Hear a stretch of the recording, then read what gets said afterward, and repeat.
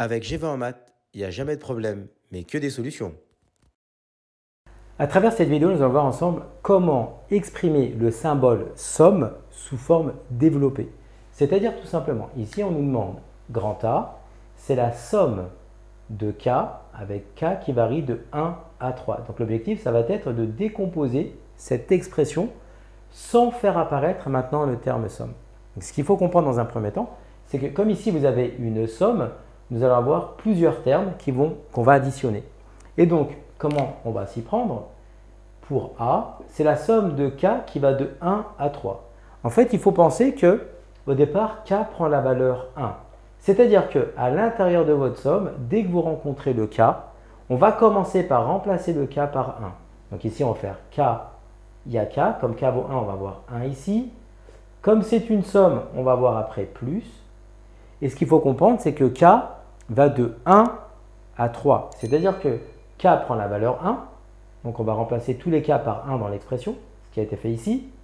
On a une somme, on a plus. Et maintenant, K, une fois qu'on a utilisé le 1, on va passer au 2.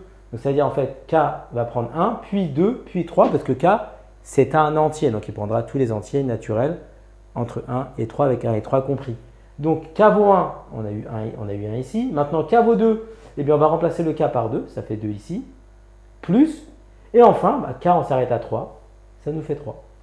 Et donc après, on peut réduire la somme si besoin en termes de calcul. 1 plus 2 plus 3, ici, on trouve que ça va nous donner 6. D'accord? Maintenant, on va faire la même chose pour B. Donc là, B, c'est la somme de J qui va de 2 à 6. D'accord? Donc ici, J qui va de 2 à 6.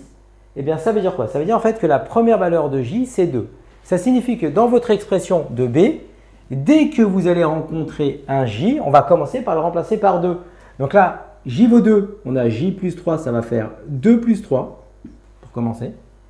Ensuite, comme J va de 2 à 6, on a utilisé l'information que J valait 2.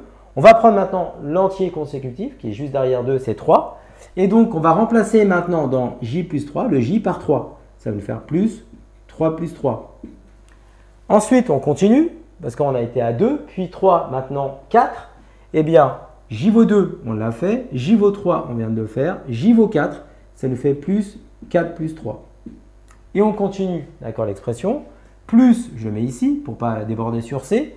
Donc, on a fait pour 2, d'accord, ici. On a fait pour 3. On a fait pour 4. On va faire maintenant pour 5. Eh bien, ça va faire la même chose, 5 plus 3. D'accord. Et enfin, comme c'est une somme, plus, le dernier terme, c'est pour 6. Ça va faire 6 plus 3. Et donc maintenant, il nous reste à réduire l'expression.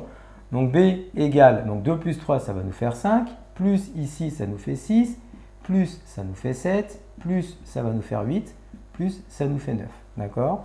Donc en fait, ici, 5 et 6, ça nous fait 11. On va rajouter ici 9 qui vont nous donner 20. D'accord? 7 et 8, 7 plus 8, ça nous fait 15. Et donc 20 plus 15, on va trouver que B est égal à 35. Enfin, dernier exemple avec C. Donc on a la somme de C. Donc C va aller de K qui va de 0 à 3 de UK. Donc en fait, ici, c'est le même principe. Dans l'expression de C, K va commencer par 0. Et dans l'expression à l'intérieur de votre somme, dès que vous avez un K, on le remplace par 0. Donc C va nous donner, comme K vaut 0, ça va faire U, ne bougera pas U, parce qu'il ne dépend pas de K. Ça fait U. Mais le K ici, ça fait 0. On va mettre U0. Comme c'est une somme, on met plus. On fait la même chose, K vaut 0. On va passer maintenant au K suivant. Donc le K qui est juste après 0, c'est 1. Et donc quand K vaut 1, ça va nous faire U1. Plus, eh bien K vaut 2, parce qu'on va de 0 à 3. Donc on fait 0, 1, puis 2, puis 3. Et donc pour 0, ça a été fait ici. Pour 1, on l'a mis ici. Maintenant pour 2, eh bien, ça nous fait U2. Et enfin, on s'arrête à 3. Ici, ça va nous faire U3. D'accord? Donc, à travers cette vidéo, on a juste vu comment transformer une expression qui peut paraître un peu barbare, qui est une somme, tout simplement vraiment l'écrire en termes de somme. En fait, cette forme-là, elle est utile si vraiment la somme, elle n'est pas très longue. Parce que si vous avez une somme qui va de 1 jusqu'à 1000, eh bien, il est beaucoup plus judicieux de garder cette écriture. Comme tu as kiffé la vidéo et que tu veux des bonnes notes en maths, alors tu mets un pouce bleu, tu t'abonnes à notre chaîne, tu poses un commentaire, on y répond sans problème. Ensuite, on t'embarque avec nous sur g20enmaths.com. Des exercices corrigés, des détails de ouf avec ça. Plus d'excuses pour pas avoir de bonnes notes en maths. Et bien sûr, rendez-vous sur nos réseaux sociaux.